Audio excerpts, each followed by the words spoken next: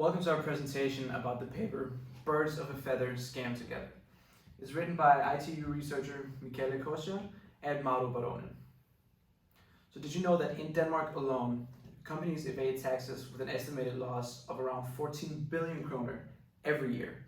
That's equivalent to building 3 new hospitals and 6 new schools, and again, that's every year. This is a huge amount of lost income.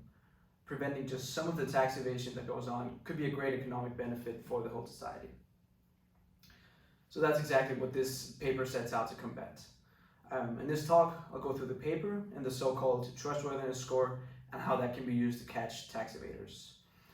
So I'll talk about the data collection, I'll talk about the theory of trustworthiness, and I'll talk about how the algorithm can be used in real life with its potential shortcomings that there might be.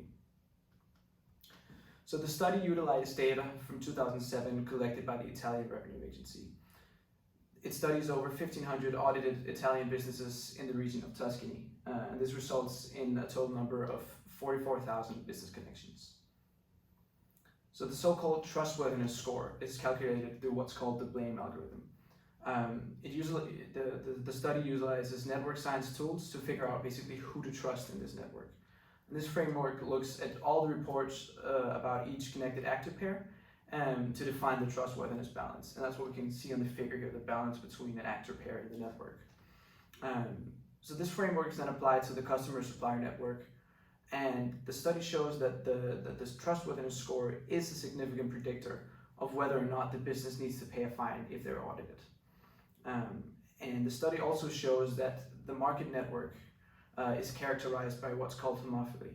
So basically, companies with a low trustworthiness score tends to stick together with other companies with a low trustworthiness score, and vice versa. If you have a high trustworthiness score, you're more likely to stick together with another company with a high trustworthiness score.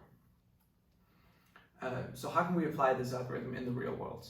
Well, basically it can be used kind of as a ranking system of trustworthiness.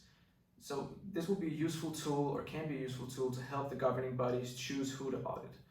Because obviously the resources there are limited, and the best thing would be if you could audit every business, but there are not resources for that. So this can be used as a tool to help choose who to audit, and therefore it allocates the resources better. And lastly, it can help find the largest and most likely evaders as well, because the study finds that the least trustworthy actors in this network also tends to pay a higher fine. So this algorithm could be sort of a catalyst for change in the network, because if you give larger fines to the tax evaders, you might discourage others from doing tax evasion as well. But there are some potential shortcomings. Firstly, there's a theory of Goodhart's law, and that basically means that any measure of performance will become a target. And when a measure becomes a target, it ceases to be a good measure. So basically, in this example, it means that the businesses will adjust to the new law or the new system and try to cheat this system. So the way they would do this, or they could do it in this example, that if they don't register a transaction, well, then the algorithm simply won't be able to rank them with this trustworthiness score. So the way to combat this is with traditional police or detective work. That the police goes around, knocks on doors on different businesses and checks, have they done their logs, have they done their reports, and logged all transactions.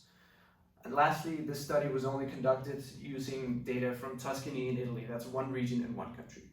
So it might not be feasible, it might be possible in other countries, or maybe even in other regions in Italy. So to summarize this, the paper shows that the trustworthiness score is a significant predictor of how large a fine will be for a given company or business. So basically, the lower your trustworthiness score is, the larger the size of the fine will be, most likely. Also, it shows that the network is characterized by homophily, or in other words, that fraudulent businesses tend to stick together with other fraudulent businesses. So while this algorithm might not be in itself the future of catching tax evasion, it shows some really interesting characteristics of this market network. It shows that if you are more likely to do tax evasion, you're also more likely to stick together with other businesses that do tax evasion. So because of this, it's proven that there needs to be a better system or an upgrade to the existing system of catching tax evaders.